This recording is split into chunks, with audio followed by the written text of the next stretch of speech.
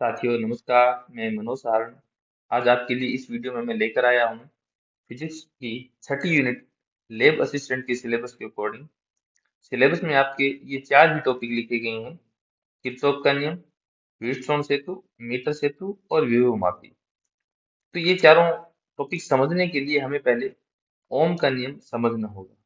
क्योंकि चैप्टर का नाम ही विद्युत धारा है, इसलिए हमें विद्युत धारा की परिभाषा, इसकी भौतिक राशि की मात्रक और विमा भी देखनी पड़ेगी। तो इससे पिछले वीडियो में हमने पांचवी यूनिट थी इलेक्ट्रोस्टैटिक्स, उसको syllabus wise A to Z complete कर लिया है। अब हमारी ये छठी यूनिट है विद्युत धारा। तो चलिए स्टार्ट करते हैं, एक एक पॉइंट करके इसको कवर करते हैं। पहला पॉइंट है हमारा विद्युत धारा। तो चलिए पहले मैं विद्युत धारा की परिभाषा लिख देता हूँ। विद्युत धारा आवेश प्रवाह की दर है। क्या है? आवेश प्रवाह की दर, कि भाई एकांक समय में कितना आवेश प्रवाह हो रहा है, वो विद्युत धारा है। आवेश प्रवाह की दर को क्या कहते हैं? विद्युत धारा। विद्युत धारा, इसका मतलब विद्युत धारा का जो सिंबल है वो आई है, अर्थात आई का फॉर्मूला लिख देते हैं Q बटा टी।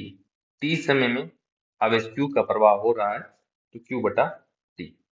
ये होगी विद्युत धारा की परिभाषा और सूत्र। अब विद्युत धारा की मात्रक, इसका मात्रक क्या होगा? विद्युत धारा का मात्रक फॉर्मूले से समझ लेते हैं, कूलाम प्रति सेकंड, या हम डायरेक्ट लिख सकते हैं एम्पियर। एम्पियर, इस फॉर्मूले से हम कूलाम, आवेश का मात्रक कूलाम और समय का मात्रक सेकंड, तो कूलाम प्रति सेकंड हो गया। और विद्युत धारा का मात्रक होता है एम्पियर। इसका मतलब एक एम्पियर बराबर एक कूलाम प्रति सेकंड। ये दोनों एक ही बात है। आप एक एम्पियर भी ले सकते हैं और कूलाम प्रति सेकंड भी लिख सकते हैं। अब है इसकी भौतिक राशि की विमा। विमा कितनी होती है? क्योंकि आपसे विमा पूछी गई है, इसलिए विमा भी पढ़ लेते हैं। तो विमा कितनी होगी? जो विद्युत धारा है ये है मूलभूत भौतिक राशि। कौन सी भौतिक राशि है ये? मूलभूत भौतिक राशि है। परंतु आवेश मूलभूत भौतिक राशि नहीं है, तो इसकी जो विमा लिखेंगे वो हम डायरेक्ट लिख देंगे मूलभूत भौतिक राशि। इसकी विमा कैसे लिखेंगे? A1। जो जो मूलभूत भौतिक राशि है उनकी विमा डायरेक्ट लिख देते हैं। जैसे लंबाई की L1, तो एम्पियर की विमा होगी A1। चलो अब हम पढ़ते हैं ओम का नियम। नेक्स्ट टॉपिक हमारा ओम का नियम। ओम का नियम, ओम ने क्या कहा? देखो, ये हमारे पास कोई प्रतिरोध है। ये क्या है? प्रतिरोध। इस प्रतिरोध से धारा I प्रवाहित हो रही है और प्रतिरोध का मान है R। प्रतिरोध से I धारा प्रवाहित हो रही है, प्रतिरोध का मान है R। तो इस दोनों सिरों पर जो विभवांतर होगा उसको दिया जाता है नोटेशन V। तो ओम ने ये कहा कि V है प्रतिरोध की सिरों पर विभवांतर, उससे प्रवाहित धारा के समानुपाती होता है। और फॉर्मूला बना हमारे पास V बराबर IR। इस फॉर्मूले को ध्यान रखना है अपने को। V, V से याद रख लेंगे फॉर्मूले को, V बराबर IR। चलो, इसका मतलब यदि किसी प्रतिरोध R से धारा I प्रवाहित हो तो सिरों पर विभवांतर उत्पन्न होता है V। यहाँ R क्या कहलाता है? उस प्रतिरोध। R क्या है? प्रतिरोध। यह किस पर निर्भर करता है? यह ताप पर निर्भर करता है, चालक की लंबाई पर निर्भर करता है, चालक की लंबाई पर निर्भर करता है, और चालक के अनुप्रस्थ काट पर निर्भर करता है। चालक के अनुप्रस्थ काट पर निर्भर करता है। हमें ये याद रखना है कि जो प्रतिरोध है वो चालक तार की लंबाई के समानुपाती होता है। प्रतिरोध चालक तार की लंबाई के समानुपाती होता है। ये हमारे मीटर सेतु में काम आएगा कंसेप्ट। मीटर सेतु में ये कंसेप्ट काम आएगा। याद रखना है इस चालक तार का प्रतिरोध है उस चालक तार की लंबाई के समानुपाती होता है। तो जब भी हमें किसी प्रतिरोध R से धारा I प्रवाहित होती दिखे, तो हम विभवांतर को उसके सिरों पर जो उत्पन्न विभवांतर है, या तो यूं कहें कि प्रतिरोध पर विभव पतन, इस फॉर्मूले को हम ये भी लिख सकते हैं। ये V क्या है? प्रतिरोध R पर विभव पतन है। ये क्या है? प्रतिरोध R पर विभव पतन, विभव पतन, प्रतिरोध R पर विभव पतन है। चलो नेक्स्ट है हमारे पास किरचॉफ का प्रथम नियम। नेक्स्ट है हमारे पास किरचॉफ का प्रथम नियम, जिसको हम धारा नियम भी कहते हैं और शॉर्ट में हम बोलेंगे केसीएल, किरचॉफ करंट लॉ। इस बारे में हमें पहला बिंदु ये ध्यान रखना है कि जो किरचॉफ का करंट नियम है केसीएल, परिपथ की संधि बिंदु पर लागू होता है। परिपथ के संधि बिंदु पर लागू होता है। संधि बिंदु का अर्थ ये होता है कि वह बिंदु जहां से तीन या फिर अधिक धाराएं निकलती हो उसको हम संधि बिंदु कहते हैं। तो जो केसीएल है वो संधि बिंदु पर लागू होगा। हमें पहली बात ये ध्यान रखनी है, जो केसीएल है वो संधि बिंदु पर लागू होगा। दूसरा, इसका जो गणितीय रूप यह है, गणितीय रूप वो ये है कि समेशन I बराबर 0। हमने कूलाम के नियम में समेशन Q पढ़ा था, समेशन Q बटा एप्सिलॉन 0। तो उसको कहा था कि आवेश का बीजगणित योगफल, और ये है धारा का बीजगणित योगफल। क्योंकि ये संधि बिंदु पर लागू होता है, अर्थात अर्थात संधि बिंदु पर अर्थात संधि बिंदु पर धाराओं का बीजगणित योगफल क्या होगा? शून्य होगा। धाराओं का बीजगणित योगफल क्या होगा? शून्य होगा हमारे पास।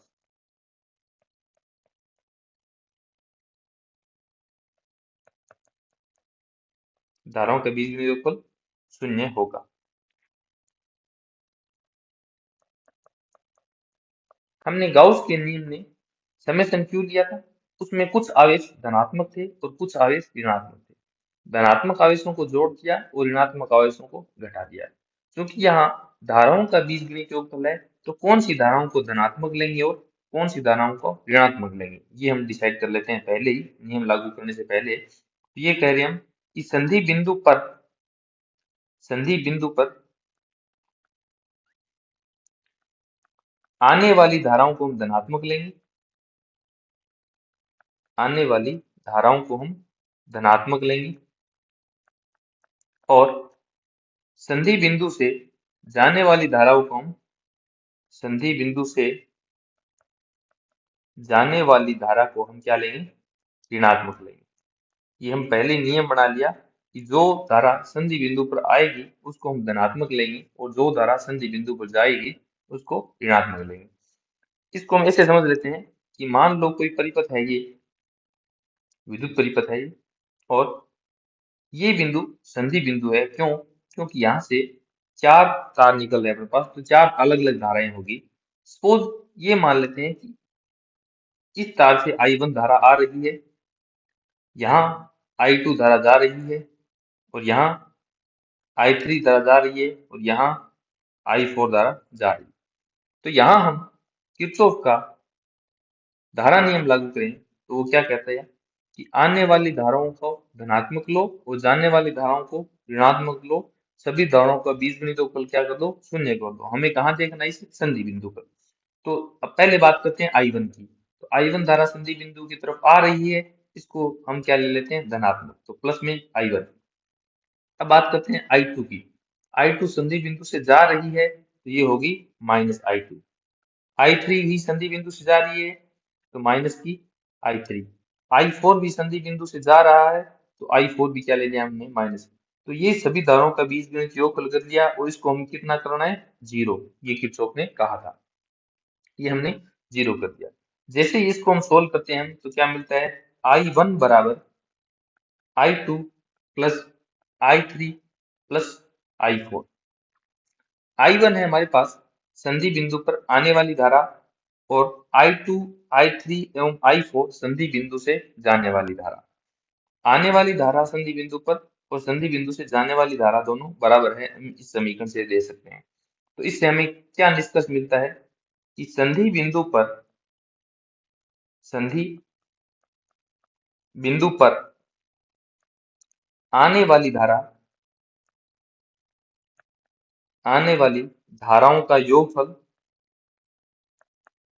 धाराओं का योगफल बराबर संधि बिंदु से जाने वाली धाराओं का योगफल, बराबर संधि बिंदु से जाने वाली धाराओं का योगफल।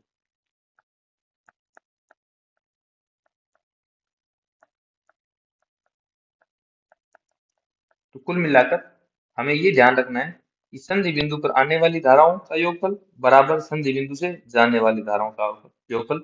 ये किरचॉफ के धारा नियम का द्वितीय रूप है। हम इसको ये भी लिख सकते हैं, इसको ये लिख देते हैं केसीएल का द्वितीय रूप, केसीएल का द्वितीय रूप, second form of Kirchhoff current law. अब हम एक एग्जांपल पढ़ लेते हैं जो आपके लैब असिस्टेंट के एग्जाम में पूछा हुआ है। लैब असिस्टेंट 2021 में पूछा था, जो पहले दिन पेपर हुआ था, पहला पेपर था, उसमें ये पूछा गया एग्जाम। चलो, प्रश्न ये था कि दिए गए परिपथ में, दिए गए परिपथ में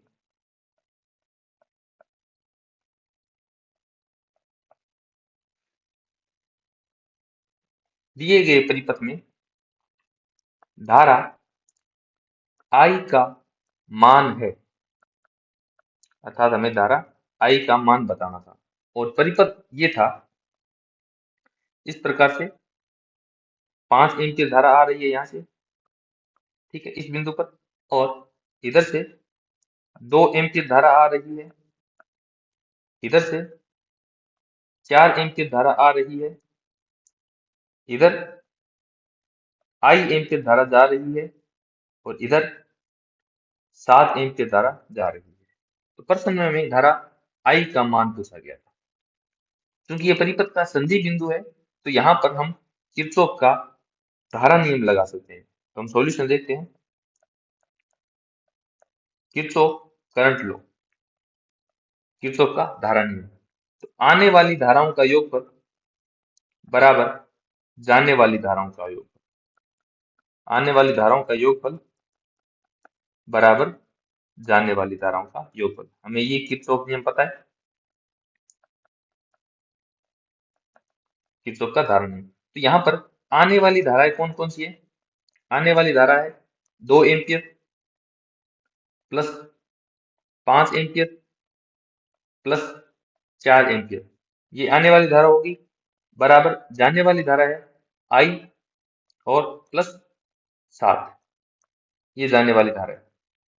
तो इसको हम सोल्व करेंगे, ये हो गया 2 और 5, 7 और 4 11 माइनस 7 बराबर I। तो यहाँ से आंसर निकल कर आता है I का मान 4 एम्पीयर। कितना आसान प्रश्न है। यदि आपने किरचॉफ का जो धारा नियम है आसानी से इस फॉर्म में पढ़ा है, आने वाली धाराओं का योगफल और जाने वाली धाराओं का योगफल, तो इस प्रश्न को हल करने में मुझे नहीं लगता कि आपको कोई समस्या होती होगी। मैं आपको एग्जांपल सोल्व करने के लिए दे देता हूँ। ये अभी पूछा गया है, बोर्ड एग्जाम हुआ था 12th का, उसी में आया था, 2026 का रिसेंट बोर्ड एग्जाम हुआ है उसमें। प्रश्न ये था, एग्जैक्ट मुझे याद नहीं है, जो स्ट्रक्चर है प्रश्न का वो याद है। इधर से 2 एम्पीयर करंट आ रही है, इधर से 3 एम्पीयर करंट आ रही है, और इधर जो करंट है वो I एम्पीयर है, वो इधर करंट जा रही है, और इधर से 1 एम्पीयर करंट जा रही है, और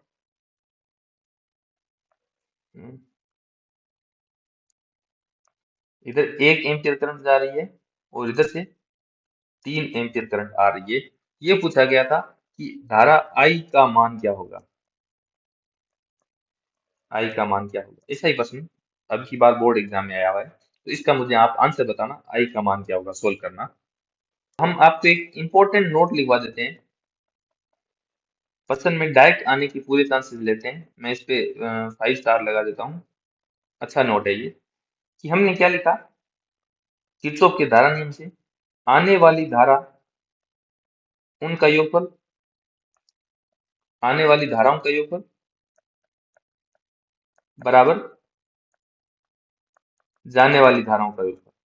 आने वाली धाराओं का योगफल बराबर जाने वाली धाराओं का योगफल। ये किरचॉफ का धारा नियम है। क्योंकि विद्युत धारा की परिभाषा होती है एकांक समय में आवेश प्रवाह। कितना आवेश प्रवाहित हुआ है एकांक समय में, वो विद्युत धारा होती है। तो हम ये लिख सकते हैं संधि बिंदु पर कि संधि बिंदु पर आने वाला आवेश, संधि बिंदु पर आने वाला आवेश बराबर संधि बिंदु से जाने वाला आवेश। संधि बिंदु से जाने वाला आवेश, इसका अर्थ क्या हुआ? मतलब संधि बिंदु पर जितना आवेश आया है उतना आवेश संधि बिंदु से चला गया, अर्थात संधि बिंदु पर किसी भी प्रकार के आवेश की हानि नहीं हुई। इसका मतलब क्या हुआ कि जो किरचॉफ का करंट नियम है, किरचॉफ का प्रथम नियम है, वो आवेश संरक्षण पर आधारित है। किरचॉफ का प्रथम नियम किस पर आधारित है? आवेश संरक्षण पर आधारित है। आवेश संरक्षण पर आधारित है। ये जो नोट लिखा है, किरचॉफ का जो प्रथम नियम है वो आवेश संरक्षण पर आधारित है। ये डायरेक्ट लैब असिस्टेंट में पूछा हुआ है कि किरचॉफ का प्रथम नियम किस भौतिक राशि के संरक्षण पर आधारित है। तो ये हमारे किरचॉफ का प्रथम नियम हो गया। अब हम स्टार्ट करते हैं किरचॉफ का द्वितीय नियम। नेक्स्ट टॉपिक अपना किरचॉफ का द्वितीय नियम, जिसको वोल्ट का नियम भी कहते हैं, किरचॉफ वोल्टेज लॉ केवीएल। तो इसमें ध्यान रखने वाली बात यह है कि यह नियम विद्युत परिपथ के बंद लूप या फिर बंद पास,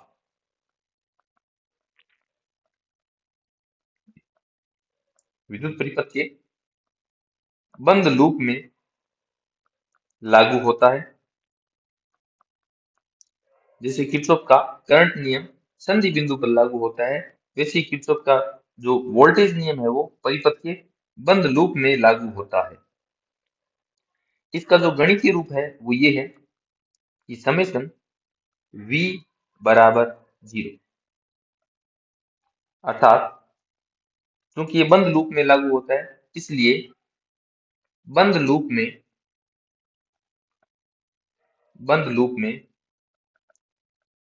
सभी सभी वोल्टताओं भी लिख सकते हैं या फिर विभवांतरों भी लिख सकते हैं। सभी विभवांतरों का बीजगणित योगफल क्या होगा? 0 होगा। सभी विभवांतरों का बीजगणित योगफल क्या मिलेगा अपने को? 0। ये किरचॉफ का द्वितीय नियम है जिसको हम केवीएल कहते हैं।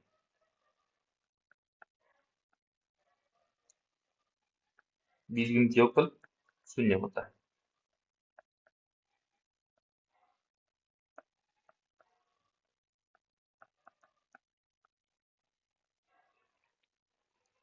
फिर यही वही बात कि बीजगणित योगफल है, इसका मतलब कुछ वोल्टताएं धनात्मक होगी और कुछ वोल्टताएं ऋणात्मक होगी। तो हम ये डिसाइड कर लेते हैं पहले ही कि कौन सी वोल्टता हम धनात्मक लेंगे और कौन सी वोल्टता ऋणात्मक लेंगे।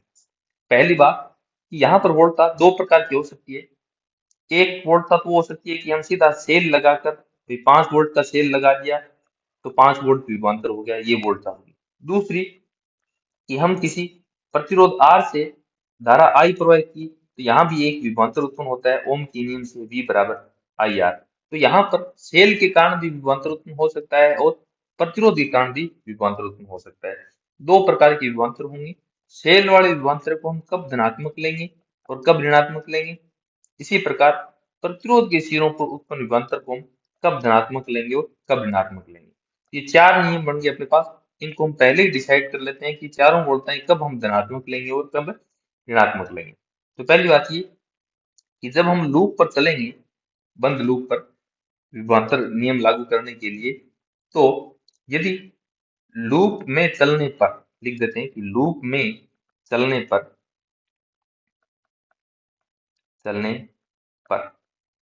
यदि सेल का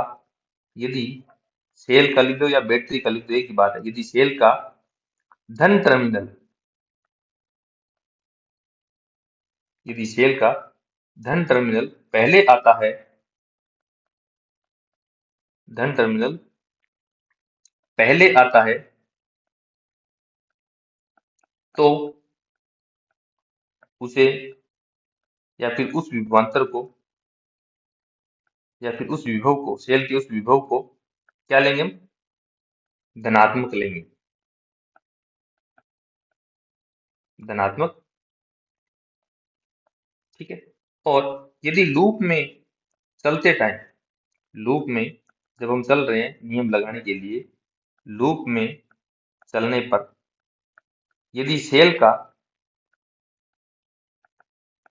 यदि सेल का ऋण टर्मिनल सेल का ऋण टर्मिनल पहले आ जाता है, ऋण टर्मिनल पहले आता है, तो तो सेल के उस विभव को हम क्या लेंगे? सेल के उस विभव को हम ऋणात्मक लेंगे। सेल के उस विभव को हम क्या लेंगे? ऋणात्मक लेंगे। अब सेल वाला विभवांतर तो हो गया।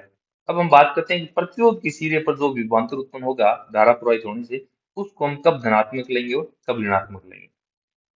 चलो, यदि हम प्रतिरोध पर जा रहे हैं, यदि हम धारा की दिशा में चलते हैं, धारा की दिशा में चलते हैं, दिशा में चलते हैं, तो तो प्रतिरोध के प्रतिरोध के विभवांतर को हम क्या लेंगे? धनात्मक लेंगे। प्रतिरोध के विभवांतर को धनात्मक लेंगे। ये तीसरा नियम हो गया हमारे पास। ठीक है, तो था। और यदि हम धारा की विपरीत दिशा में चल रहे हैं, धारा की विपरीत दिशा में चल रहे हैं,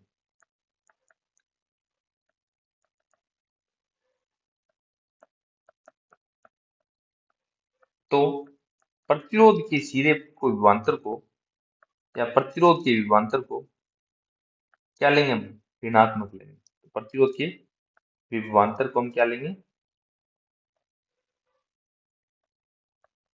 को ऋणात्मक लेंगे। तो हमने 4 नियम यहाँ पढ़ लिए, 2 तो सेल के लिए और 2 प्रतिरोध विभवांतर के लिए। सेल के यदि धन टर्मिनल पहले आता है तो उसको हम धनात्मक लेंगे, और यदि ऋण टर्मिनल पहले आ जाता है तो उसको हम विभवांतर को ऋणात्मक लेंगे। अब हम प्रतिरोध की बात करें तो धारा की दिशा में चलने पर उसको धनात्मक लेंगे, और यदि हम धारा की विपरीत दिशा में चल रहे हैं तो प्रतिरोध के सिरे पर जो विभवांतर है उसको हम क्या लेंगे? ऋणात्मक लेंगे। अब हम आपको एक एग्जाम्पल सोल्व करके बता देते हैं कि कैसे धारा की दिशा में चलते हैं, कैसे धारा की विपरीत दिशा में चलते हैं, कैसे हम सेल के टर्मिनल को धनात्मक कंसीडर करेंगे, कैसे ऋणात्मक कंसीडर करेंगे। हमारे पास एग्जाम्पल ये है, ये 3 वोल्ट की बैटरी है। जो बड़ा टर्मिनल होता है वो पॉजिटिव होता है और जो छोटा होता है वो नेगेटिव होता है।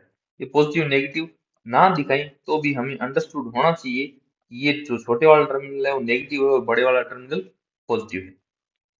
इस बैटरी के साथ 1 ओम का प्रतिरोध यहाँ लगा हुआ है, ठीक है, और 2 ओम का प्रतिरोध यहाँ लगा हुआ है। इसके साथ साथ यहाँ पर 1 वोल्ट की बैटरी और लगी हुई है, तथा इसके बेस में 1 ओम का प्रतिरोध और लगा हुआ है।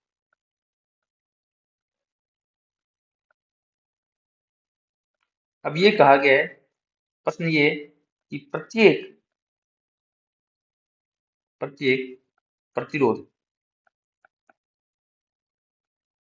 के सिरों पर विभवांतर ज्ञात करो। प्रत्येक प्रतिरोध के सिरों पर विभवांतर ज्ञात करो।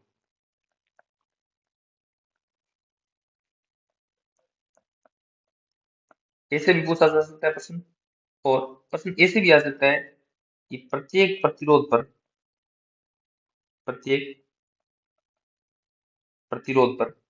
विभव पतन का मान ज्ञात करो। प्रत्येक प्रतिरोध पर विभव पतन का मान ज्ञात करो। ऐसे भी आ सकता है प्रश्न, दोनों तरीके से आ सकता है। जो विभव पतन है वो इस सेल के सिरों पर विभवांतर है। विभव पतन ज्ञात करो। ठीक है, तो हम यहाँ पर ध्यान ये दे सकते हैं कि इस परिपथ में कोई भी नोड बिंदु नहीं है। क्यों? क्योंकि किसी भी बिंदु से कोई दो सॉरी कोई तीन तार नहीं निकल रहे हैं, तो यहाँ कोई नोड बिंदु नहीं है, केवल एक लूप बन रहा है। ये एक केवल लूप बन रहा है, बंद लूप। तो हम ये लूप बंद लूप की जो डायरेक्शन है वो ले लेते हैं एंटी क्लॉकवाइज। इस परिपथ में हम एंटी क्लॉकवाइज चलेंगे और धारा की दिशा ले लेते हैं, ये आई की दिशा ये है। हम मान रहे हैं अपनी तरीके से, आप कोई भी दिशा मान सकते हो धारा की। ये धारा आई दिशा है, यहाँ भी प्रवाहित हो रही है, पूरे परिपथ में सेम धारा आई प्रवाहित हो रही है। तो हम केवीएल अप्लाई करते हैं, किरचॉफ का वोल्ट का नियम क्या कहता है कि सेल का यदि पहले नेगेटिव टर्मिनल आता है तो उस वोल्टेज को हम नेगेटिव लेंगे, और यदि सेल का पहले पॉजिटिव टर्मिनल आता है तो उसको हम पॉजिटिव लेंगे। इसके साथ साथ यदि हम धारा की दिशा में चल रहे हैं तो प्रतिरोध के सिरों पर विभवांतर है, उसको हम पॉजिटिव लेंगे, और यदि धारा की विपरीत दिशा में चल रहे हैं तो प्रतिरोध के सिरों पर विभवांतर है, उसको हम नेगेटिव लेंगे। तो चलो हम इसमें क्लॉकवाइज धारा की दिशा ले ली, और क्लॉकवाइज ही हम चल रहे हैं। हम धारा की दिशा में चल रहे हैं, और चलना हम स्टार्ट करते हैं बिंदु ए से। कोई भी बिंदु ले सकते हैं आप। हम एक बार के लिए बिंदु ए ले रहे हैं, दूसरी बार के लिए हम बिंदु बी ले लेंगे। एक बार बिंदु ए से चल के बताते हैं, और एंटी क्लॉकवाइज चल रहा हूं मैं, धारा की दिशा सॉरी क्लॉकवाइज चल रहा हूँ और धारा की दिशा ही हमने क्लॉकवाइज ली है। चलो, तो आप मुझे ये बताएं कि इस सेल के जो दोनों सिरों पर विभवांतर है वो कितना उत्पन्न होगा। ओम के नियम से V बराबर आई आर। V बराबर आई आर मतलब विभवांतर है वो धारा और प्रतिरोध का गुणनफल होगा, वो सेल के सिरों पर उत्पन्न विभवांतर होगा। तो यहाँ पर धारा तो I प्रवाहित हो रही है और प्रतिरोध एक है, ये हो गया एक I। ठीक है, ये विभवांतर हो गया एक I। इसके सिरों पर विभवांतर कितना उत्पन्न हो गया। प्रतिरोध तो है 2 ओम का और धारा प्रवाहित हो रही है आई, तो ये हो गया 2 आई।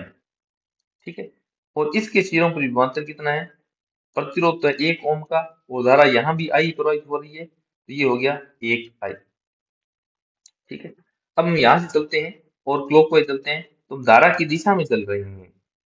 बिंदु ए से धारा की दिशा में चल रहे हैं, तो 1 ओम प्रतिरोध पर इसको हम नाम दे देते हैं R1, इसको नाम दे देते हैं R2, और इसको नाम दे देते हैं R3। तो R1 ओम पर जो विभव पतन होगा वो धनात्मक होगा। क्यों? क्योंकि R1 प्रतिरोध पर हम धारा की दिशा में ही चल रहे हैं, और वो विभवांतर कितना है ओम के नियम से IR, उसको हम क्या लिखते हैं I1 या 1I। तो ये हो गया आपके पास धनात्मक 1I। आगे हम चले, यहाँ कोई विभव पतन नहीं है, उसके बाद प्रतिरोध आया तो यहाँ विभव पतन है या विभवांतर है। क्योंकि 2 ओम प्रतिरोध पर R2 पर भी हम धारा की दिशा में ही चल रहे हैं, तो ये भी क्या लेंगे हम धनात्मक लेंगे। और ओम के नियम से विभवांतर कितना है 2I, इसको भी हमने धनात्मक ले लिया और 2I। फिर आगे हम और बढ़े, आगे सेल का नेगेटिव टर्मिनल आया है, तो ऋण टर्मिनल आने से इस वोल्टेज को हम लेंगे नेगेटिव, तो माइनस का वोल्टेज है 1, तो -1। फिर हम आगे और बढ़े, आगे और बढ़ने पर प्रतिरोध R3 आया, तो प्रतिरोध R3 पर भी हम धारा की दिशा में ही चल रहे हैं, तो इसके सिरों पर जो विभवांतर है 1I, इसको भी हम धनात्मक लेंगे, तो प्लस में 1I। फिर और आगे बढ़े, आगे चलने पर इस 3 वोल्टेज बैटरी का नेगेटिव टर्मिनल अपने को पहले मिला है, तो इसको हम नेगेटिव लेंगे, तो -3, और वापस हम बिंदु ए पे पहुंच गए। तो सर्किल कंप्लीट हो गया। इस लूप की सभी वोल्टताओं का हमने बीजगणित योगफल लिख लिया, और इसको हम क्या कर देते हैं 0, किरचॉफ के वोल्टेज नियम से। अब हम देख लेते हैं 1I और 1I 2I, और 2I कितने हो गए अपने पास 4I। ठीक है, -1 और -1 कितना हो गया -4 बराबर 0। तो यहाँ से I का मान निकल कर आता है 1 एम्पियर। I का मान कितना आ गया 1 एम्पियर। तो परिपथ में 1 एम्पियर धारा प्रवाहित हो रही है। तो हम सभी प्रतिरोधों पर विभवांतर उत्पन्न ज्ञात कर लेते हैं। हम ज्ञात कर रहे हैं R1 प्रतिरोध पर विभवांतर, और वो कितना है I R1। I का मान है 1, R1 का मान भी है 1, R1 का मान 1, तो ये कितना आ गया आपके पास 1 वोल्ट। अब हम विभवांतर ज्ञात कर रहे हैं दूसरे प्रतिरोध पर R2 पर, वो कितना है IR2। विभवांतर होता है कि उस प्रतिरोध से प्रवाहित धारा और इस प्रतिरोध का गुणनफल। तो यहाँ से IR2 का मान आ गया, I पूरे परिपथ में 1 एम्पीयर है और गुणा R2 का मान है 2 ओम, ये R2 कितना है 2 ओम, तो यहाँ से इनका गुणनफल आ गया आपके पास 2 वोल्ट। अब हम विभव पतन ज्ञात कर रहे हैं या विभवांतर ज्ञात कर रहे हैं R3 के सिरों पर, ये आ जाएगा IR3, R3 से भी धारा I ही प्रवाहित हो रही है, I का मान 1 है गुणा R3 का मान कितना है 1 है, तो ये कितना आ जाएगा 2 वोल्ट। R3 का 1 है तो यहाँ से 1 × 1 ये आ जाएगा 1 वोल्ट आपके पास। अब हम इसी न्यूमेरिकल को सोल्व करते हैं और हम बिंदु B से हम अपनी जर्नी स्टार्ट करेंगे, धारा को एंटी क्लॉकवाइज लेंगे और हम एंटी क्लॉकवाइज या फिर क्लॉकवाइज चल लेंगे। अब की बार धारा की विपरीत दिशा में चलते हैं और बिंदु B से चलना स्टार्ट करते हैं। तो मैंने ये सेम एग्जांपल दोबारा लिखा है। अब की बार धारा को हम एंटी क्लॉकवाइज ले रहे हैं, ठीक है, और हम अगेन धारा की दिशा में चलना है तो वापिस हम इस लूप को क्लॉकवाइज चूज कर लेते हैं। अब की बार हम अपनी जो जर्नी है बिंदु बी से स्टार्ट करेंगे। चलिए स्टार्ट करते हैं, बिंदु बी से स्टार्ट करते हैं और धारा की विपरीत दिशा में चलते हैं।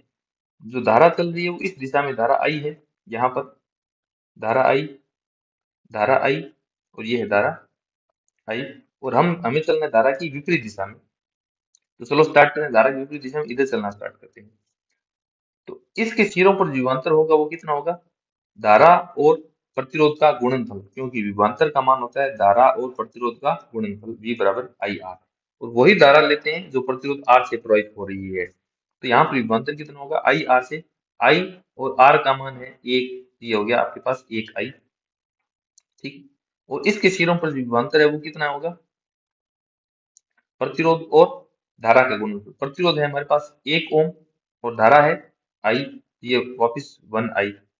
यहाँ पर विभवांतर कितना है, धारा और प्रतिरोध का गुणनफल ये हो गया 2I। चलो अब स्टार्ट करते हैं, इस दिशा में चलना स्टार्ट करते हैं। तो R3 पहले आता है। अब हम R3 प्रतिरोध पर धारा की विपरीत दिशा में चल रहे हैं, इसका मतलब R3 पर जो विभवांतर है 1I, इसको हम नेगेटिव लेंगे। उसके बाद हम आगे बढ़े, इस दिशा में और आगे बढ़े, यहाँ पर 3 वोल्ट बैटरी का नेगेटिव टर्मिनल पहले आ गया, तो इसको हम क्या लेंगे -3। अब हम और आगे बढ़े, आगे आ गया R1 प्रतिरोध। अब R1 प्रतिरोध पर भी हम धारा की विपरीत दिशा में चल रहे हैं, तो ये जो 1I विभवांतर है इसको हम क्या लेंगे माइनस में, तो माइनस में 1I। फिर आगे और बढ़े, फिर ये R2 प्रतिरोध आ गया, इस पर भी हम धारा की विपरीत दिशा में चल रहे हैं, तो प्रतिरोध पर जो विभवांतर है 2I, इसको भी हम नेगेटिव लेंगे, तो माइनस का 2I। और आगे बढ़े, ये आगे 1 वोल्ट की बैटरी आ गई, इसका नेगेटिव टर्मिनल पहले आ गया, इसका मतलब माइनस का 1। फिर और आगे बढ़े, सर्किट कंप्लीट हो गया। हमने विभवांतरों का बीजगणित योगफल सारों का लिख लिया और इनको हम क्या कर दिया 0, ठीक है। अब हम क्या करें, इसको सोल्व कर रहे हैं, तो -1I और -1I, -2I और -2I कितना हो गया माइनस का 4I, -3 और -1 कितना हो गया -4 बराबर 0। यहाँ से 4I + 4 बराबर 0, तो I का मान निकल कर आता है -1 एम्पीयर। धारा का मान -1 एम्पीयर है। इसका अर्थ ये हुआ कि हमने जो धारा मानी थी, जो हमने धारा की दिशा मानी थी, धारा की दिशा मानी थी, वास्तव में धारा उसकी विपरीत दिशा में प्रवाहित हो रही है। वास्तव में धारा उसके विपरीत दिशा में प्रवाहित हो रही है। किसके, जो आपने धारा ली थी, जो धारा की दिशा मानी थी, धारा उसकी विपरीत दिशा में प्रवाहित हो रही है, विपरीत दिशा में प्रवाहित हो रही है।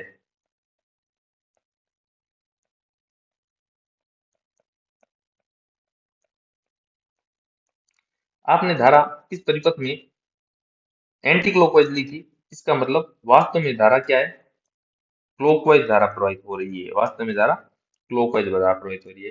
पिछली बार आपने इस फर्स्ट टाइम सोल्व किया था तो धारा को क्लॉकवाइज ही माना था, वास्तव में लास्ट में धारा का मान क्या आया, प्लस का 1 एम्पियर। इसका मतलब जो आपने धारा की दिशा ली थी क्लॉकवाइज वो सही थी, 1 एम्पियर धारा पॉजिटिव आ गई। परंतु आपके धारा की दिशा मानने से परिपथ में धारा चेंज नहीं हो जाती, इसलिए आपने विपरीत दिशा मान ली तो आंसर -1 एम्पियर आ गया। इसका मतलब धारा अभी भी उसी दिशा में प्रवाहित हो रही है जो पहले प्रवाहित हो रही थी, आपके मानने से धारा की दिशा नहीं बदली। तो ये हम दो नियम पूरे कर लिए, किरचॉफ के प्रथम नियम और किरचॉफ का द्वितीय नियम। तो चलिए अब स्टार्ट करते हैं, हम इन पे न्यूमेरिकल कर लेते हैं।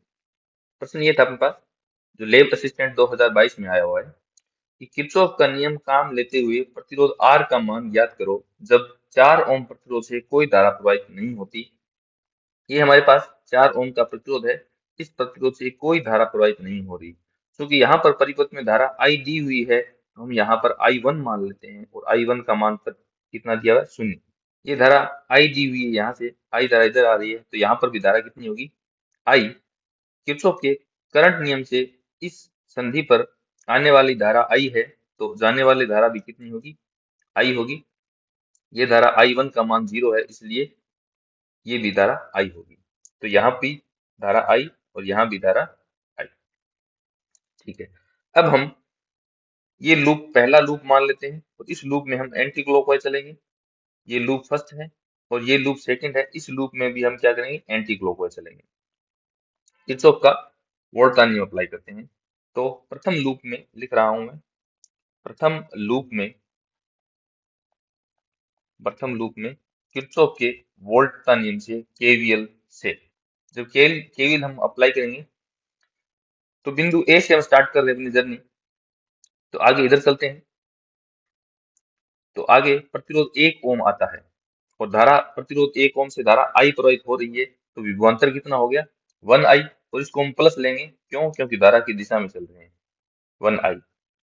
फिर आगे बढ़े, आगे फिर 1 ओम प्रतिरोध और आया, इसमें भी धारा I प्रवाहित हो रही है और इसको भी हम क्या लेंगे, 1I को प्लस लेंगे, क्यों, हम धारा की दिशा में चल रहे हैं। फिर आगे इस लूप में हम इधर मुड़ेंगे, आगे चलेंगे, प्रतिरोध 4 ओम आया, प्रतिरोध 4 ओम तो विभवांतर कितना है, 4 गुना प्रवाहित धारा वो है 0। ठीक है, फिर आगे और बढ़े हम, फिर आगे अपने पास 6 वोल्ट की बैटरी, इसका धन टर्मिनल पहले आया है तो हमने इसको लिख दिया +6।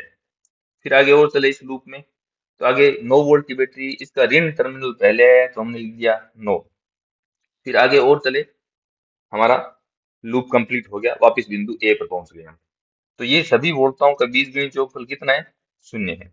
अब इसको सोल्व कर लेते हैं, 1I और 1I 2I, 4 मल्टीप्लाई 0 ये 0 हो गया, बराबर 9 - 6 ये हो गया 3। तो I का मान कितना आ गया, 3/2 एम्पियर। तो परिपथ में धारा 3/2 एम्पियर प्रवाहित हो रही है। अब हम किरचॉफ के वोल्टा नियम लगा रहे हैं लूप सेकंड में, केवीएल किरचॉफ वोल्टा नियम कहाँ लगा रहे हैं, सेकंड लूप में, सेकंड लूप में। चलो, हम सेकंड लूप में लगाने के लिए फॉर एग्जांपल हम बिंदु डी से अपनी जर्नी स्टार्ट कर रहे हैं, बिंदु डी से। अब हम एंटी क्लॉकवाइज चल रहे हैं, इसका मतलब एंटी क्लॉकवाइज धारा प्रवाहित हो रही है धारा की दिशा में। चलो, इधर चलना स्टार्ट करते हैं हम, प्रतिरोध R आया, प्रतिरोध R से धारा I प्रवाहित हो रही है तो V बराबर IR। तो विभवांतर कितना है, IR। इसको हम धनात्मक लेंगे या ऋणात्मक, क्योंकि प्रतिरोध पर R पर धारा की दिशा और हम चल रहे हैं वो दिशा सेम है तो इसको हम क्या लेंगे, प्लस में लेंगे। फिर आगे और चले, 3 वोल्ट की बैटरी है, 3 वोल्ट की बैटरी का पहले धन टर्मिनल आया तो पहले हमने लिख दिया 3, प्लस का ले लिया। फिर हम और आगे चले, इधर मुड़ेंगे इस लूप के लिए, आगे 6 वोल्ट की बैटरी है जिसका नेगेटिव टर्मिनल पहले आ रहा है तो माइनस का 6। फिर आगे चले, 4 ओम का प्रतिरोध, इस पर धारा की दिशा और जो हम चल रहे हैं वो दिशा विपरीत है तो हम लेंगे यहाँ पर माइनस। इस पर विभवांतर कितना है, इस पर विभवांतर 0 है, क्योंकि 4 गुना 0 प्रवाहित धारा का मान 0 है। फिर आगे और बढ़े, आगे और बढ़ेंगे, वापस बिंदु डी पर पहुंच जाएंगे। तो हम ये सभी वोल्टताओं का बीजगणित योगफल लिख लिया, अब हम इसको क्या करेंगे, 0 करेंगे। ठीक है, तो आई आर -3 बराबर 0। तो I आर बराबर 3। यहाँ पर आई का मान कितना है अपने पास 3/2, तो 3/2 गुणा आर बराबर 3। 3 से 3 कैंसिल हो गया, आर का मान कितना आ गया 2 ओम। तो ये हमारे पास अज्ञात प्रतिरोध का मान ज्ञात कर लिया, आर का मान आ गया अपने पास 2 ओम। तो हमने कुछ नहीं किया, दो लूप दिए हुए, दोनों लूपों में हमने किरचॉफ का वोल्ट का नियम लगाया है। ये ध्यान रखा है कि हम प्रतिरोध पर धारा की दिशा में चल रहे हैं तो उस वोल्टता को धनात्मक ले लिया, और प्रतिरोध पर धारा की विपरीत दिशा में चल रहे हैं तो वो विभवांतर ऋणात्मक ले लिया। बैटरी का धन टर्मिनल पहले आ रहा है तो उसको हम वोल्टता को प्लस ले लेंगे, और ऋण टर्मिनल पहले आ रहा है तो माइनस ले लिया। पहले हमने लूप 1 पर लगाया, वहां से धारा आई मिल गई, लूप 2 पर लगाया, वहां से प्रतिरोध आर मिल गया। क्योंकि हमें धारा आई और आर दो अज्ञात राशियां थी इस परिपथ में, इसलिए हमें दो समीकरण चाहिए थी। दो वेरिएबलों का मान ज्ञात करने के लिए एटलीस्ट दो समीकरण चाहिए, और दो समीकरणों को लिखने के लिए हमारे पास दो लूप चाहिए। दो लूप में हमने दो समीकरण लिख दी, उनसे दो अज्ञात राशियां लिख दी। वैसे हमारे पास एक तीसरा लूप भी ले सकते हैं, जैसे बाहर का बिंदु एफ से स्टार्ट हुए, बिंदु ई, ई से डी, डी से सी, सी से बी, बी से ए और ए से वापिस एफ। तो हम बाहर वाला भी लूप ले सकते हैं, इससे भी हम एक समीकरण ज्ञात कर सकते हैं। तो यहाँ पर एक अज्ञात राशि और होती तो भी उसको हम ज्ञात कर सकते थे। चलो, जो नेक्स्ट एग्जाम्पल था वो लिख देता हूँ मैं यहाँ। ये न्यूमेरिकल आपको लैब असिस्टेंट 2016 में पूछा हुआ है। न्यूमेरिकल ये है कि निम्न परिपथ में बिंदु x को, ये बिंदु x है, शून्य विभव पर मानिए तथा बिंदु y पर विभव के लिए सही विकल्प चुनिए। बिंदु y पर हमें विभव मानना है और बिंदु x के सापेक्ष। इस सर्किट में हमारे पास एक प्रतिरोध R और एक R1, दो जो राशियां हैं R और R1 अज्ञात है। तो हमें इनको ज्ञात करने के लिए दो समीकरण चाहिए, और दो समीकरण से निकालने के लिए हमें दो लूप में किरचॉफ का वोल्ट का नियम लागू करना पड़ेगा। तो पहले हम, ये लूप 1 है, इस लूप 1 में किरचॉफ का वोल्ट का नियम लागू कर लेते हैं। इस बिंदु पर पहले, इस संधि बिंदु पर किरचॉफ के धारा नियम से आने वाली धारा कितनी है 2 एम्पियर। इधर 1 एम्पियर जा रही है तो इधर कितनी धारा जाएगी 1 एम्पियर। पहली बात ये।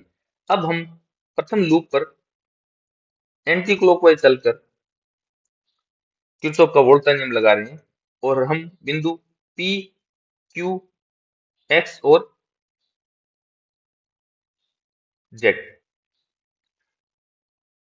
हम बिंदु P से अपनी जर्नी स्टार्ट कर रहे हैं। इधर चले, 2 ओम पर विभवांतर कितना आएगा V बराबर आई आर से, V बराबर आई आर, आई कितनी 1 एम्पियर और R कितने 2 ओम। तो ये आई आर गुणन तो 2 वोल्ट हो गया। इसको हम धनात्मक लेंगे या ऋणात्मक? हम धनात्मक लेंगे इसको, +2 को। क्यों? क्योंकि 2 ओम प्रतिरोध पर हम धारा की दिशा में ही चल रहे हैं। फिर आगे इधर चले, Q बिंदु से मुड़कर 1 वोल्ट की बैटरी है, इसका धन टर्मिनल पहले आया तो +1। फिर आगे चले, इधर 1 एम्पियर धारा सामने से आ रही है, 1 एम्पियर धारा सामने से आ रही है और हम इधर जा रहे हैं। तो V बराबर आई आर से हम इसको क्या लेंगे, विभवांतर को नेगेटिव लेंगे। I का मान 1 एम्पियर है और R का मान R है, तो माइनस में 1 गुणा R, V बराबर आई आर से -1 गुणा R। फिर आगे चले, Z बिंदु से इधर मुड़ के बिंदु P पर वापस पहुंचे, हमने सभी वोल्टताओं का बीजगणित योग को लिख दिया। अब इसको हम क्या करेंगे, जीरो करेंगे।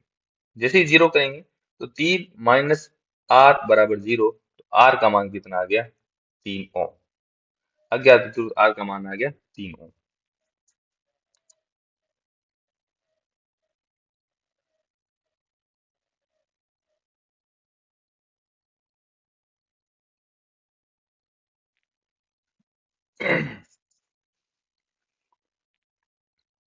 सॉरी, नाउ अब हम लूप सेकंड में किरचॉफ वोल्ट का नियम लागू करते हैं। इसी में भी हम वापस एंटी क्लॉकवाइज चलते हैं और अपनी जर्नी बिंदु Y से स्टार्ट करते हैं। तो यहाँ पर 2 एम्पियर धारा इधर जा रही है और हम इस प्रतिरोध R1 पर इधर से आ रहे हैं। तो धारा की दिशा और अपने चलने की दिशा प्रतिरोध R1 पर विपरीत दिशा में है। तो यहाँ पर R1 पर विभवांतर V बराबर आई आर से, I का मान 2 है, R का मान R1 है, तो माइनस का 2R1 लेंगे। क्यों? क्योंकि हम विपरीत दिशा में कर रहे हैं। फिर आगे चले, यहाँ से मुड़ गए बिंदु Q पर, बिंदु Q से इधर मुड़ गए हम। फिर आगे आया 2 ओम, 2 ओम प्रतिरोध पर धारा की दिशा और अपने चलने की दिशा माइनस है। क्यों? क्योंकि 1 एम्पियर धारा ऊपर से नीचे आ रही है यहाँ पर। तो यहाँ पर विभवांतर भी हम क्या लेंगे, माइनस लेंगे। तो I गुणा R, 2 गुणा 1 -2 ले लिया। फिर आगे हम चले, बिंदु P से इधर मुड़े, 2 वोल्ट की बैटरी आ गई, इसका धन टर्मिनल पहले आया तो इसको हम क्या लिखेंगे +2, फिर बिंदु y पे पहुंच गए, सभी वोल्टताएं पूरी होगी, इनका बीजगणित योगफल अपने को करना है 0। तो -2r1 और +0 बराबर 0। तो R1 का मान कितना आ गया? 0 ओम। R1 का मान आ गया आपके पास 0 ओम। अब हम क्या करते हैं, R1 और R का मान रख सकते हैं। तो ये हमने आपको किरचॉफ के नियम लागू कर दिए दोनों लूपों में, ठीक है। ये लागू करके बता दिया, हालांकि इसकी जरूरत है नहीं, हम इसको डायरेक्ट सोल्व कर सकते हैं। कैसे? मैं इसको एक बार डायरेक्ट सोल्व करके बता देता हूँ आपको। आपको बिंदु y पर विभव पूछा गया है बिंदु x के सापेक्ष, अर्थात विभव ज्ञात करना है आपको y बिंदु पर बिंदु x के सापेक्ष, ये ज्ञात करना है। क्योंकि हमें y बिंदु पर ज्ञात करना है तो हम y बिंदु से चलना स्टार्ट करेंगे और हम x बिंदु तक चलेंगे और किरचॉफ का वोल्टता नियम लगाएंगे। किरचॉफ का वोल्टता नियम y बिंदु से चलकर x बिंदु तक। तो y बिंदु से x बिंदु तक जाने के हमारे पास 3 रास्ते हैं। पहला इस रास्ते से, दूसरा इस रास्ते से। इन दोनों रास्तों में हमें R1 और इस रास्ते में R अज्ञात है, तो इन दोनों रास्तों को हम चूज नहीं करेंगे, क्योंकि यहाँ पर दोनों रास्तों में हमें सारी भौतिक राशियां ज्ञात नहीं है। इस बिंदु पर हमने किरचॉफ का धारा नियम लगाकर ये धारा तो 1 एम्पियर लगा ली। अब इस रास्ते को चुनते हैं हम, बिंदु y से बिंदु P पहुंचते हैं, बिंदु P से बिंदु Q पहुंचते हैं, बिंदु Q से बिंदु S पहुंचते हैं। ये रास्ता चुन लेते हैं अपने, इधर से फिर इधर। तो फिर स्टार्ट करते हैं। तो KVL लगाएंगे, बिंदु y पर वोल्टता ज्ञात करेंगे। इसकी ज्ञात करने के लिए हम बिंदु y से बिंदु P तक जाएंगे, बिंदु P से Q जाएंगे और Q से X जाएंगे। ये रास्ता चुन लेते हैं। तो y बिंदु पर विभव हम ये लिख पाएंगे बराबर, पहले हम इधर चले तो ये 2 वोल्ट की बैटरी है अपने पास, ये 2 वोल्ट की बैटरी आ गई और इस बैटरी का ऋण टर्मिनल पहले आया, इसको हम क्या लिखेंगे -2। फिर बिंदु P से मुड़ गए इधर 1 एम्पियर धारा के साथ साथ, आगे 2 ओम प्रतिरोध मिला, तो यहाँ पर विभवांतर हम धनात्मक लेंगे। क्यों? क्योंकि अब 1 एम्पियर की धारा जो 2 ओम से प्रवाहित हो रही है और अपने चलने की धारा हम भी P से Q की तरफ जा रहे हैं वो सेम है, तो 2 ओम पर विभवांतर हम लेंगे धनात्मक, और ये कितना आ जाएगा प्लस का 2। आगे चले हम, फिर बिंदु Q से इधर मुड़ जाएंगे, आगे 1 वोल्ट की बैटरी है, इसका धन टर्मिनल पहले मिल रहा है अपने को, तो +1। अब 1 वोल्ट की बैटरी लिख दिया, आगे हमारे पास बिंदु X आ गया, तो बिंदु X का विभव Vx लिख दिया हमने इसको। अब Vy माइनस Vx, बिंदु y का विभव माइनस बिंदु x का विभव, ये कितना आ गया -2 +2 कैंसिल हो गया, ये आ गया 1 वोल्ट। क्योंकि x बिंदु विभव शून्य दिया हुआ है, तो x बिंदु पर विभव के सापेक्ष y बिंदु विभव कितना आ गया आपके पास 1 वोल्ट। ये आंसर आ गया आपके पास। ये एग्जांपल आपके लैब असिस्टेंट में पूछा है। पहले आपकी सर्किट दिया हुआ है, 4.5 वोल्ट की बैटरी है, 2 ओम 3 ओम 4 ओम के प्रतिरोध लगे हुए हैं। पहले ये ई जो विभव का सेल है वो लगाया नहीं हुआ है, और जब ई सेल नहीं लगाया हुआ है तब परिपथ में धारा आई प्रवाहित हो रही है। सेल ई को जोड़ने पर, प्रश्न ये है कि सेल ई को जोड़ने पर धारा के मान में कोई परिवर्तन नहीं होता। जब ये सेल ई नहीं था परिपथ में तब धारा आई प्रवाहित हो रही थी। जब इस ई सेल को 3 ओम प्रतिरोध के दोनों सिरों पर जोड़ दिया तब भी ये धारा आई ही प्रवाहित हो रही है। तो इस सेल के ई का मान क्या होगा, मतलब इस सेल का वोल्टता क्या है, इस सेल का विद्युत वाहक बल क्या है, ये हमें पूछा गया। तो पहले हम ये चेक कर लेते हैं कि परिपथ में पहले धारा कितनी प्रवाहित हो रही थी। तो हम अपना किरचॉफ का वोल्टता नियम बिंदु ए से लगाना प्रारंभ करते हैं और धारा की दिशा में चलते हैं, इधर एंटी क्लॉकवाइज चल रहे हैं। तो फिर यहाँ तक पहुंचे, यहाँ 2 ओम आया, तो इस पर विभव पतन कितना होगा 2i, इस पर कितना होगा 3i, इस पर कितना होगा 4i। तो ये सारे क्या होंगे धनात्मक होंगे। क्यों? क्योंकि सारे प्रतिरोधों पर हम धारा की दिशा में ही चल रहे हैं और धारा तीनों में कॉमन आई प्रवाहित हो रही है। तो प्लस का 2i, प्लस का 3i, प्लस का 4i। फिर आगे चले हम इधर, ये सेल आ गया, इसका ऋण टर्मिनल पहले आया, तो माइनस का 4.5 बराबर 0। 2i और 3i, 5 और 4 9i बराबर 4.5। मैं 4.5 को लिख देता हूँ 9/2, 4.5 है तो 9/2 लिख दिया। 9 से 9 कैंसिल हो गया, आई का मान आ गया 1/2 एम्पियर। आई कितनी धारा प्रवाहित हो रही है 1/2 एम्पियर। अब मैं किरचॉफ का वोल्टता नियम लागू कर रहा हूँ उस केस में जब ये सेल परिपथ में जोड़ दिया जाता है। तो मैं यहाँ पर क्लॉकवाइज चल रहा हूँ, ये धारा मान लेते हैं आई डैश, और आई डैश यहाँ पर कितनी है, आई है, ये कितनी है, आई डैश। इस 3 ओम से तो प्रतिरोध धारा आई ही है, लेकिन हम यूं मान लेते हैं कि यहाँ धारा इस ई वाले सेल में, इस परिपथ में धारा आई डैश प्रवाहित हो रही है। तो हम यहाँ पर किरचॉफ का वोल्ट का नियम लगाते हैं, हम किरचॉफ का वोल्ट का नियम लगा देते हैं। यहाँ पर ये बिंदु P है और ये बिंदु Q है। बिंदु P से स्टार्ट करते हैं और बिंदु वापिस बिंदु P तक ही पहुंचेंगे। तो पहले हम 3 ओम प्रतिरोध पर धारा की दिशा में ही चल रहे हैं।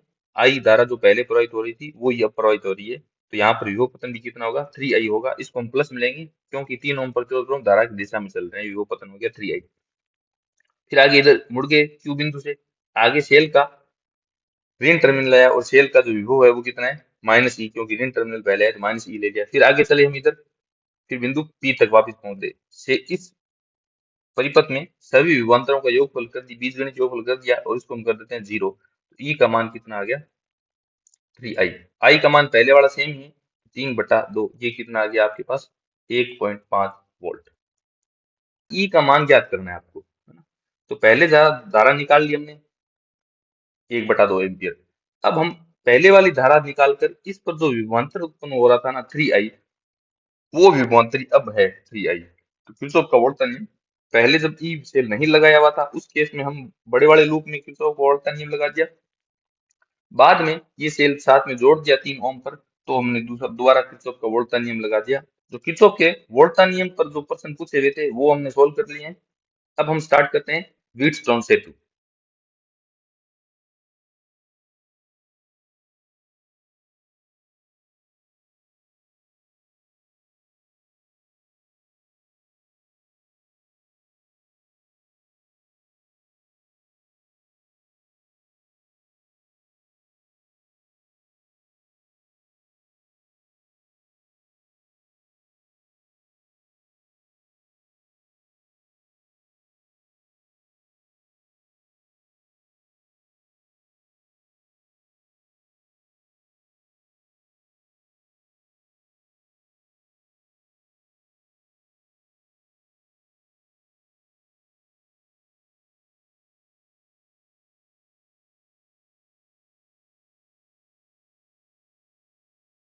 करने में किया जाता है। जो व्हीटस्टोन सेतु है जिस- उसका उपयोग अज्ञात प्रतिरोध को ज्ञात करने में किया जाता है। तो चलिए हम व्हीटस्टोन सेतु बना लेते हैं। ये बनने में, दिखने में कैसा होता है, मैं पहले बना देता हूँ आपको।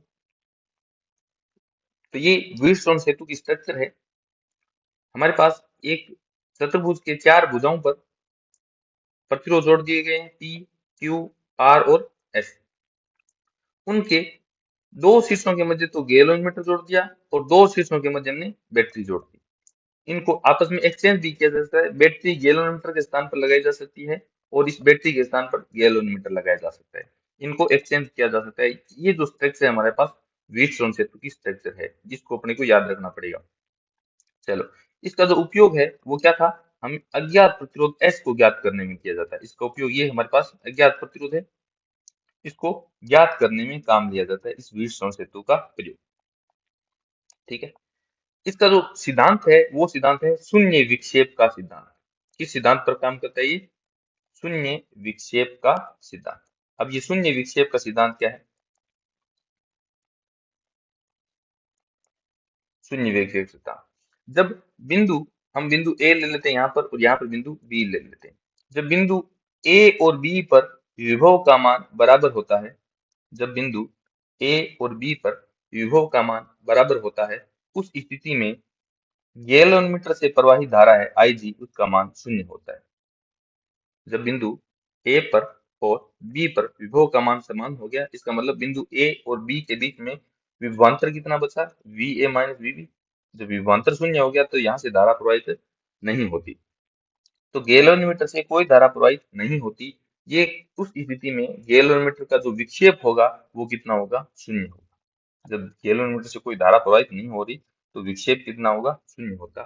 तो ये शून्य विक्षेप का सिद्धांत है। उस स्थिति में जिसमें गैल्वेनोमीटर से कोई धारा प्रवाहित नहीं हो रही, उसको कहते हैं व्हीटस्टोन सेतु की संतुलन की अवस्था।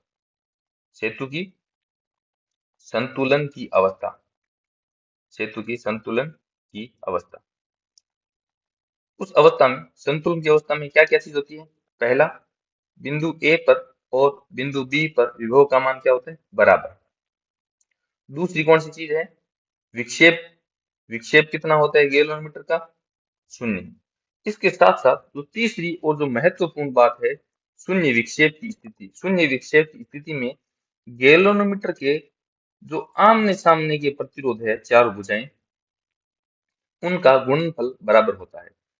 आमने सामने की भुजाएं मतलब भी पी भुजा का प्रतिरोध और आर भुजा का प्रतिरोध, इनका गुणनफल ये कितना आ गया? पी आर बराबर क्यू भुजा का प्रतिरोध और एस भुजा का प्रतिरोध, इनका गुणनफल हो गया क्यू एस। तो संतुलन की अवस्था में आमने सामने की भुजाओं का प्रतिरोध का गुणनफल बराबर रहता है, ये हमें ध्यान रखना है। संतुलन की अवस्था में आमने सामने की भुजाओं के प्रतिरोध का जो गुणनफल है वो क्या रहता है? समान रहता है। तो यहाँ से हम अज्ञात प्रतिरोध एस का तो यहाँ से हम अज्ञात प्रतिरोध एस का मान निकाल सकते हैं। एस बराबर पी आर बटा क्यू, ये अज्ञात प्रतिरोध का मान आ गया। तो ये जो कंडीशन है हमारे पास, पी आर बटा बराबर क्यू एस, हमें याद रखना है कि गैलोमीटर में आमने सामने की भुजाओं का जो गुणनफल है वो बराबर रहता है। आमने सामने की भुजाओं का गुणनफल बराबर रहता है, ये याद रखना है। और नौ, इसकी जो एक कंडीशन है वो हमें याद रखनी है कि सेतु की, व्हीटस्टोन सेतु की सुग्राहिता का मान बढ़ाने के लिए, मतलब सेंसिटिविटी, व्हीटस्टोन सेतु की सुग्राहिता का मान बढ़ाने के लिए, सुग्राहिता का मान बढ़ाने के लिए क्या करना चाहिए? बढ़ाने के लिए हमने जो चार प्रतिरोध जोड़े हैं पी क्यू आर एस, उनकी जो कोटि है वो समान होनी चाहिए। बढ़ाने के लिए चारों प्रतिरोध, चारों भुजाओं पर लगे प्रतिरोध, यूं कह सकते हैं कि चारों भुजाओं पर लगे प्रतिरोध, लगे प्रतिरोध समान कोटि के होने चाहिए। लगे प्रतिरोध क्या होने चाहिए? समान कोटि के होने चाहिए। इसका अर्थ ये हुआ कि एक प्रतिरोध यदि 3 ओम का है तो दूसरा 5 ओम का रख लो, 7 ओम का रख लो, 10 ओम का रख लो। ऐसा नहीं है कि एक प्रतिरोध 3 ओम का रख लिया, दूसरा प्रतिरोध आपने 100 ओम का रख लिया। इससे सेतु की सुग्राहिता घटती है। तो सेतु की सुग्राहिता बढ़ाने के लिए चारों प्रतिरोध है वो एक ही कोटि के होने चाहिए। ये बात समझ में आ गई? चलो, हमें ये याद रखना है कि संतुलन की स्थिति में सिर्फ गैलोमीटर से प्रवाहित धारा का मान शून्य होता है, और उस स्थिति में बिंदु ए और बिंदु बी, वो बिंदु जहां से गैलोमीटर जुड़ा हुआ है, उन बिंदुओं का विभव बराबर होता है। तो गैलोमीटर के दोनों सिरों का विभवांतर कितना होगा? 0। तो गैलोमीटर से कोई धारा प्रवाहित नहीं होती। गैलोमीटर का जो विक्षेप होता है वो 0 होता है। इस स्थिति में, शून्य विक्षेप की स्थिति में, जो गैलोमीटर है उसको हम हटा सकते हैं। तो शून्य विक्षेप की स्थिति में जो परिपथ है वो मैं बना देता हूँ। शून्य विक्षेप की स्थिति का परिपथ,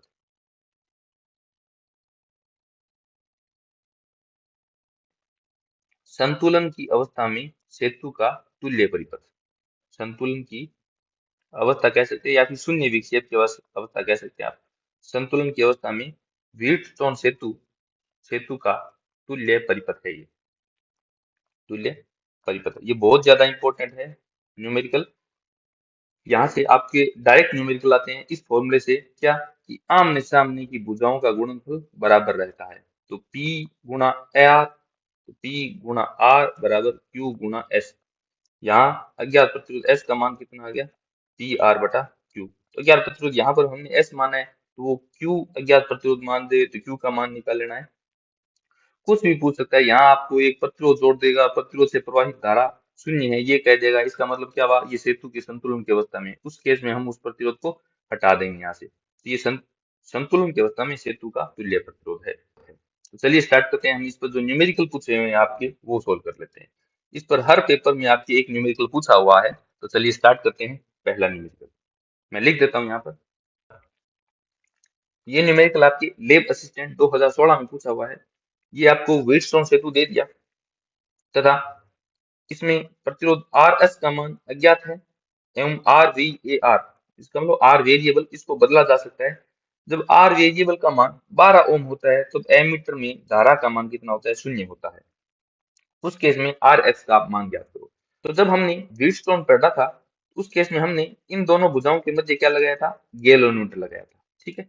और इन दो भुजाओं के मध्य हमने दूसरे जो विकर्ण है उनके बीच में सेल लगाया था। लेकिन यहाँ पर गैलोमीटर और सेल को बदल दिया गया है। ऐसा किया जा सकता है, इससे कोई फर्क नहीं पड़ता, क्योंकि आर एक्स का मान जब 12 ओम है तब परिपथ में एमीटर में धारा कितनी है, शून्य है। इसका मतलब ये शून्य विक्षेप की अवस्था है, ये सेतु के संतुलन की अवस्था है।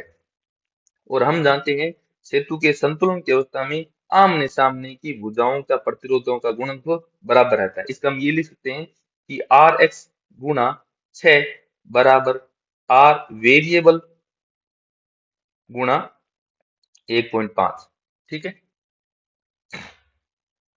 तो यहां से सॉरी यहां से आर एक्स का अपने को मान ज्ञात करना है, गुणा में 6 चल रहा है बराबर आर वेरिएबल का मान शून्य विक्षेप की स्थिति में कितना है, 12 ओम। 12 गुणा 1.5 को लिख देता हूं मैं 3/2। तो यहाँ 2 कैंसिल हुआ 12 से 6, और ये 6 से 6 कैंसिल हो गया। तो आर एक्स का मान कितना आ गया, आर एक्स बराबर 3 ओम। तो हमें यही ध्यान रखना है कि संतुलन की अवस्था में सेतु पर जुड़े प्रतिरोधों पर आमने सामने वाले जो प्रतिरोध है उनका गुणनफल बराबर करना है। इससे ज्यादा हमने यहाँ पर कुछ नहीं किया और ये आपका न्यूमेरिकल सोल्व हो गया। बड़ा इजी क्वेश्चन है और ऐसे क्वेश्चन आते हैं, हर बार आते हैं, इस बार भी आएगा। व्हीटस्टोन सेतु पर एक क्वेश्चन आप मान कर चलें। जो नेक्स्ट क्वेश्चन है वो मैं यहाँ पर लिख देता हूँ पहले।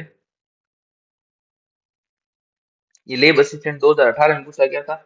ये सर्किट आपको दिया हुआ है और प्रश्न ये था कि दिए गए परिपथ में बिंदु ए और बिंदु बी के मध्य प्रभावी प्रतिरोध कितना है। ये स्ट्रक्चर देखने मात्र से ही पता चल जाता है, ये गैल्वेनोमीटर वाला जो स्ट्रक्चर है व्हीटस्टोन सेतु वाला वही है, सर्किट दिया हुआ है। तो इसमें हम क्या करते हैं, यहाँ पर वहां पर क्या लगा हुआ था, यहाँ पर गैल्वेनोमीटर लगा हुआ था। तो हमने क्या किया, गैल्वेनोमीटर से शून्य विक्षेप की अवस्था में आमने सामने की भुजाओं का गुणनफल क्या रहता है, बराबर रहता है। तो हम यहाँ पर चेक कर लेते हैं कि क्या ये शून्य विक्षेप की अवस्था है क्या। तो आमने सामने की भुजाओं का गुणनफल ये हो गया 10 ओम और ये हो गया 10 ओम। 10 गुणा 10 बराबर दूसरी भुजाओं का गुणनफल ये 10 ओम और ये भी 10 ओम, तो 10 गुणा 10। अर्थात ये क्या है, सेतु के संतुलन की अवस्था है। ये कौन सी दी हुई है, सेतु की संतुलन की अवस्था दी हुई है, संतुलन की अवस्था। हम जानते हैं सेतु की संतुलन की अवस्था में ये जो बीच का प्रतिरोध था, ये जो रेड पेन से है, इसको हम रिमूव कर सकते हैं। तो हमने संतुलन की अवस्था में ये तुल्य परिपथ बना लिया। अब इससे ये पता चल रहा है ये 10 ओम और ये 10 ओम दोनों क्या है, श्रेणी क्रम में। तो ये जुड़कर क्या होगी, श्रेणी क्रम संयोजन से हम क्या लिख सकते हैं, इसको 20 ओम लिख सकते हैं। और ये 10 ओम और ये 10 ओम ये भी श्रेणी क्रम में आ गए, तो ये दोनों ओम कितने जुड़कर हो जाएंगे, 20 ओम हो जाएंगे। ये बिंदु ए है हमारे पास, ये बिंदु बी है। अब 20 ओम और 20 ओम समानांतर क्रम में आ गए, तो इनका जो तुल्य प्रतिरोध होगा 1/r, ये लिखेंगे हम 1/20 प्लस 1/20। ये कितना हो गया, 2/20। तो r का मान कितना आ गया, 1/10, और r का मान आ गया आपके पास 10 ओम। तो करेक्ट आंसर है अपने पास 10 ओम। तो हमने कुछ नहीं किया, ये जो परिपथ दिया हुआ था इसको हमने जैसे देखा तो पता चला कि ये तो व्हीटस्टोन सेतु दिया हुआ है। तो हम देख लेते हैं कि कहीं ये व्हीटस्टोन सेतु की संतुलन की अवस्था है। तो पता चला कि हाँ, ये व्हीटस्टोन सेतु की संतुलन की अवस्था है। तो हमने संतुलन की अवस्था में तुल्य परिपथ बना लिया, और तुल्य परिपथ बनाने पता चला ये 10 ओम और ये 10 ओम दोनों के आगे श्रेणी क्रम में। तो इनको हमने 20 ओम लिख दिया जोड़कर। फिर पता चला ये 10 ओम ये 10 ओम भी श्रेणी क्रम में, फिर 20 ओम लिख दिया। फिर हमने आगे इसको सोल्व कर दिया।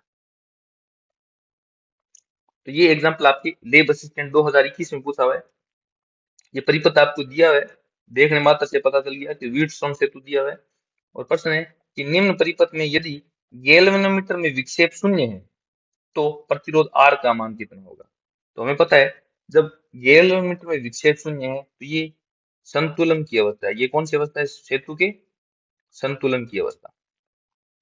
और हम जानते हैं संतुलन की अवस्था या फिर शून्य विक्षेप की अवस्था में क्या होता है, आमने सामने की भुजाओं पर लगे प्रतिरोधों का गुणनफल बराबर होता है। तो यहाँ पर प्रतिरोध 2 ओम और प्रतिरोध R, इनका गुणनफल हो गया 2 गुणा R बराबर, यहाँ प्रतिरोध 3 ओम और 4 इनका गुणनफल हो गया 3 × 4। तो यहाँ से 2R का मान आ गया 12 और R का मान कितना देगा, R बराबर 6 ओम। तो करेक्ट आंसर अपने पास 6 ओम हो गया। तो ये हमने व्हीटस्टोन सेतु पर भी न्यूमेरिकल सोल्व कर लिए। नेक्स्ट लेक्चर होगा अपना, ये होगा मीटर सेतु पर, मीटर सेतु तथा विभवमापी, मीटर सेतु और विभवमापी, इन पर न्यूमेरिकल, और पहले इनको थ्योरी में कवर करेंगे, उसके बाद इन पर PYQ सोल्व करेंगे।